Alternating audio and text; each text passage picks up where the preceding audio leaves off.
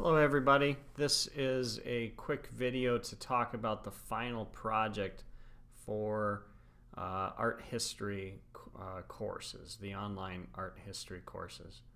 So if you go on your D2L pages, you'll see that at the end of the content browser on the left hand side, there's a description of the final project, which is due the very last day of class. I'm not going to give a specific date on this video because I want to reuse this video for future classes.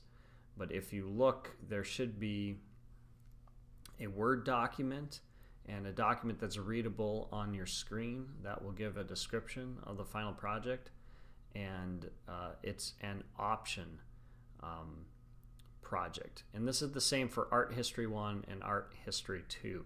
You have an option between two things. You can either write a paper or give some sort of presentation, like a video presentation, like this right now. You can put a video camera in front of yourself, even your phone, and record a video and post it onto YouTube. The first option is the classic research paper, which what you're going to do is look in your book and choose either an artist or a building or a piece of art, depending on the time period. If it's something like the Renaissance, then you want to choose, say Michelangelo or a Titian or Raphael, and do some research about that artist and write a 2-page paper.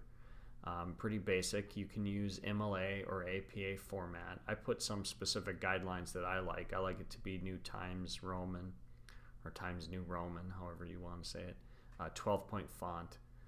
And you just want to write the classic research paper and pick something that was interesting to you during the course of the class. Maybe you liked ancient Greek art, maybe you liked Roman art. If you're taking Art History 2 and you have the modern art, lots of people love the whole era of Impressionism. You can write about Monet and Renoir, and then just do a little bit of some research. Read what the book says, and then supplement it with either journals or web page documents or other books that you get from the library. A really good resource that you can use is if you go to the library webpage for IECC, or the webpage associated with your campus, Wabash Valley or OCC or Frontier. We have students from all 4 campuses taking the online classes. You'll find a resource that lets you link into journals, and you can find some art history journals or even just some world history journals, usually specific to whatever area you are researching. And there's hundreds of art history journals. I don't know which ones are exactly available through the library here, but I do know that there are some of the main art history journals, and you can read 1 or 2 articles and find some little tidbits about the specific piece of art. In terms of style, what I suggest is that you start with a general overview and then branch out to a very specific work. So let's say, for example, you talk about Picasso. Okay, you're in Art History 2, decide to talk about Picasso. You can talk about how he was born in Spain, he was a child prodigy, and then he moves to Paris in his early adulthood, and then stays there for the rest of his life painting. He's very prolific. How he developed the cubistic style and then shifted to more surrealist tendencies towards his later career. And then you could pick one specific art. So you could pick, Guernica, right? And talk about how that was, this big monumental piece that was supposed to show the horrors of war. So you start from general, working to specific, and that works both for the paper and for the presentation. Now the video presentation, the sky's the limit on that one. You can make a YouTube style video where it has fast editing and has lots of images. Or you could do what I'm doing right now, which is just turn your camera on. I'm just using the the little camera that's at the top of my screen, and do a video. But please have some sort of images. So even if it's as rudimentary as having a book and holding up the images and talking about it that way, right? You could show, this is like the Lindbergh brothers right here.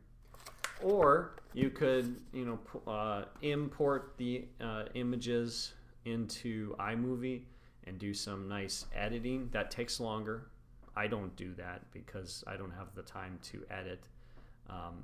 But there's lots of different ways. If you don't have a camera on your computer, you can easily use your phone. I've had students in the past just set up their phone, prop it up, or get a little tripod for it and press record, and it looks pretty good. iPhones and Samsungs these days take nice videos. Or just get yourself a little video recorder. I use this little microphone, but I just use the regular old camera that's built into my computer. I do have a very nice 4K video camera that we use for a different class, but I find that it takes too long to set up, and it's not really worth all of the time. So it depends how you want to do that. And then how you load the video, you can either put it on a YouTube site, which is what I do with all my videos, because then I can reuse them, or you can just send it to me if you don't want it out in the ether, you don't want it out in the stratosphere for other people to see. There's a Dropbox as well, and the Dropbox is for putting these different assignments. This final project is due the last day of class. Look on the calendar, look on the page for the exact due date, and you can always email me any questions at conam@iacc.edu. Thank you. Have a nice day. Bye.